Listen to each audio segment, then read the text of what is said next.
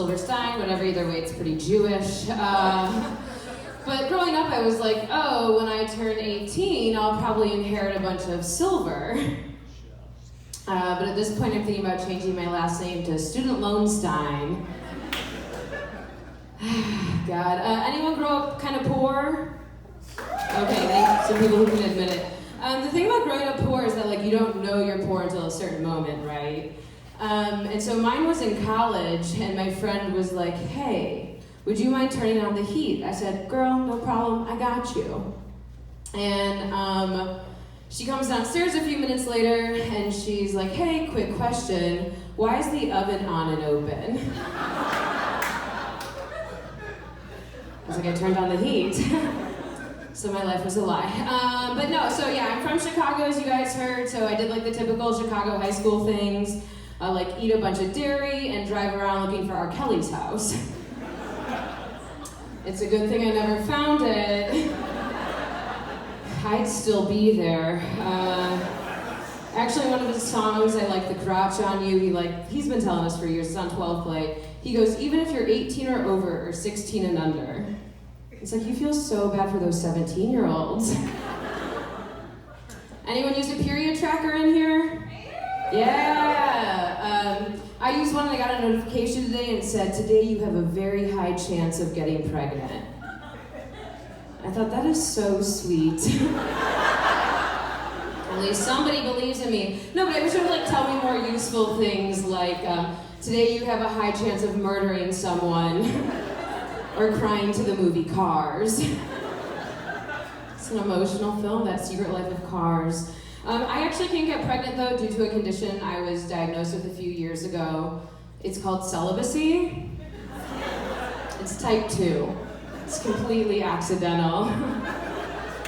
Thank you. And while it hasn't been easy to live with this condition, it's been a really unique way to see just how long my nipple hairs can get, and one just clocked in right under an inch. Oh my God, we're doing incredible things under here. The other special thing about celibacy is anytime my period is late, I'm just like, are we doing this, God? So it's been really special being in the running to birth the Messiah, you know? Sometimes celibacy feels a lot like, yeah, I'd fuck Guy Fieri. It's like, someone booked me a one-way ticket to Flavortown and cover me in donkey sauce. I have been trying to date though lately, and I asked somebody out recently. Thank you. It was via email. Oh, God. And he said back, he's like, I would love to hang out, except for I'll be out of town. Have a great summer. Have a great summer. So who's stoked about the world ending? The world might be ending, and part of it, global warming, is because I don't know if you guys know this, but over 50% of our food ends up in landfills. Yeah, so it's anytime I clear my plate, I'm not a fat ass, I'm an environmentalist. I'm saving this planet one plate at a time. You guys can buy my shirts after, no. But I actually suffer from food addiction, which is just a synonym for Midwestern. Yeah, and the thing about having food addiction or emotional eating is you can't quit a cold turkey. You're just gonna want to eat that cold turkey. I've been chubby most of my life though. My parents put me on my first diet when I was 9.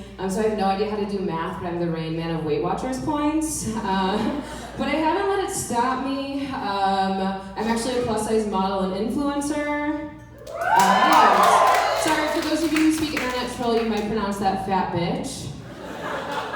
But even when I was younger, I was like, you know what, I don't care about any of this, I'm gonna go live my best life, and my mom let me do a pageant, and I actually won.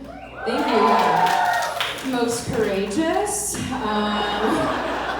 I was talking to my mom about it recently, and she was like, you know what, baby? You were the original Honey Boo Boo. I was like, okay, Mama June. All right, thanks, guys.